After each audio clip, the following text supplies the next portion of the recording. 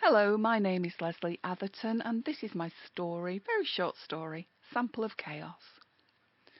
Imogen glared at it. Why, she asked, not for the first time. Why go to all that trouble? I mean, it's all so bloody pointless. You reckon? Anita was pretty pissed off now. It was all very well having her so-called best friend insult her job, her partner, her choice of nights out, her other friends, the list went on.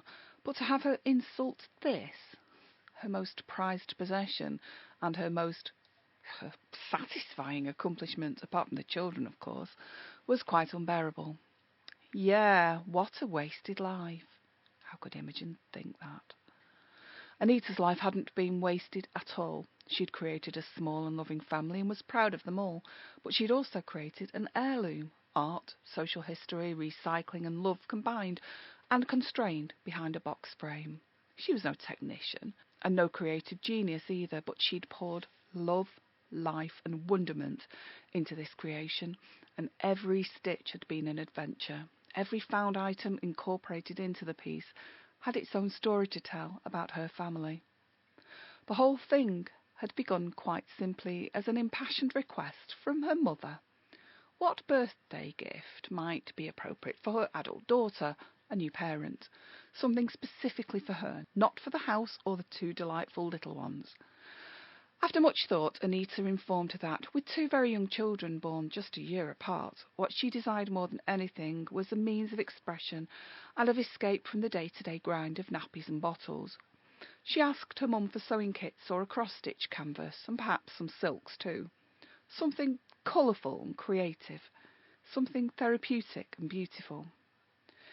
It had been a while since she'd been able to work on any kind of relaxing craft, be it knitting, sewing, writing or painting.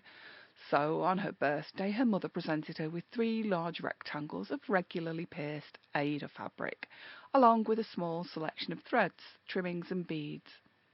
But, presented with these treasures, Anita had puzzled for some time about what to create. That was until she remembered a junior school cross-stitch project, an Eastern European-inspired pocketed wall hanging in primary coloured silks on a bright yellow base. It had been a primary school project that she'd struggled over and loved. So she went to the library to investigate new and interesting stitches, and later on had created a border of sorts. Such was the power of compulsion to create and to forget real-life difficulties. This little border had been intended as a piece of practice stitching, but she liked it and decided it would stay. It would be part of the completed project in some way, but cross-stitch wasn't her thing. Definitely it wasn't her thing. Being so restrictive and limiting, she needed free expression and expansion, and the idea of a collage was bursting into life. 3 fabric pieces, 3 family members, Anita and the 2 children. Why not use one piece, one colour for each? Felt backgrounds to add texture and brightness and colour to cover the holes.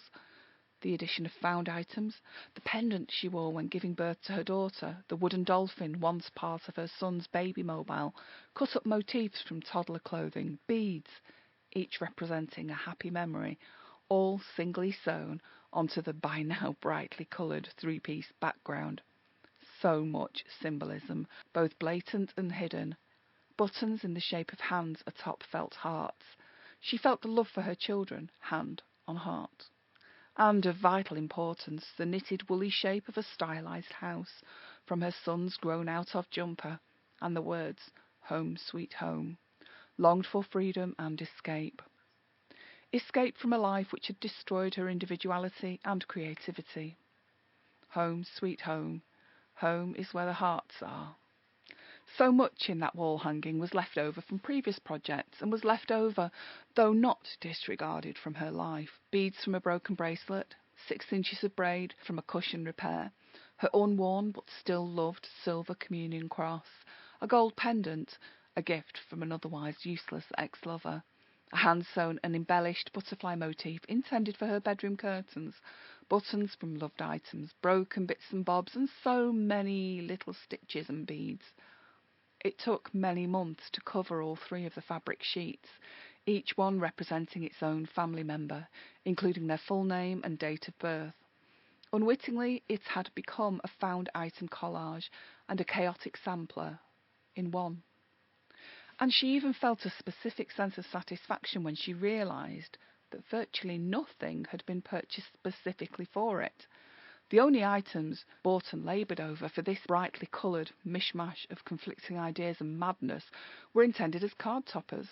A small sewing basket, an artist's palette and a chocolate cake, all stuck into the respective areas to represent family members' character traits, her daughter's burgeoning artistic skill, her little toddler lad's love of cake, and her own need for creative respite.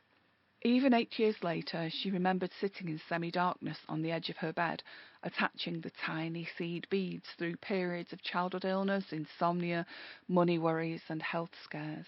Once it was completed, framed and placed in her hallway, Anita's mother said of the wall hanging, "I wish I was younger than you. I would love to inherit this. What a stunning legacy to leave the children." Her mum didn't see, as Imogen did, a waste of time and a badly matched collection of otherwise useless items. She knew instinctively that the wall hanging represented love and memories and freedom.